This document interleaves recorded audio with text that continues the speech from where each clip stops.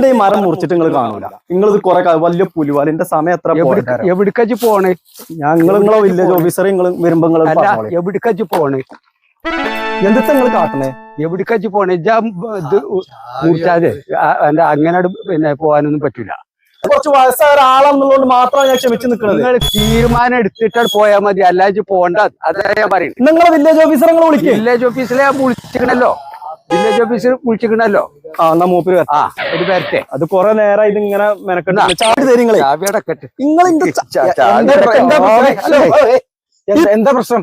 ഇപ്പത്തെ പ്രശ്നം മൂപ്പരിന്റെ വണ്ടിന്റെ ചാവി എടുത്തുക്കണോ? അതന്നെ പ്രശ്നം. നിങ്ങൾ തന്ന പരാതി അതല്ലല്ലോ, മരത്തിന്റെ പ്രശ്നമല്ലേ? ഈ മരത്തിന് ചില്ലറ ബുദ്ധിമുട്ടൊന്നുമല്ല. ഓന്റെ സ്ഥലം വാങ്ങിയാ എവിടെ നിക്കണ്? ആ തൊടിയിലല്ലേ? അതിന്റെ മോരടല്ലേ? ആ ബാക്കിയുള്ളതൊക്കെ ശക്തിയുണ്ട് അത്ര നല്ലൊരു വീതിയുള്ള റോഡും ഇല്ലേ? അല്ല, നിങ്ങൾ രണ്ടാളും ഒത്തുങ്ങാണ്ട പരിപാടി. ശരി, നിങ്ങളെ ചായ വിണി തരി, ചായ വിണി തരി. ഇതല്ല പ്രശ്നം. ഇത് എന്റെ പ്രശ്നം എത്ര തന്നെ ഉള്ളു. എന്റെ മുതൽ മേടിച്ചു ഇതിന് വച്ച് കാണി. എന്നാ പിന്നെ അത് നിങ്ങൾ മുറിച്ചു കൊടുക്കുവോ? ഞാൻ മുറിക്കൂല. എങ്ങനെ എന്റെ മുതൽ മുറിക്കണം? എന്റെ മുതലിന്റെ പറമ്പിലെല്ലാം സാധനം നിൽക്കണം. എങ്ങനെ ഞാനാ മുറിക്കുക?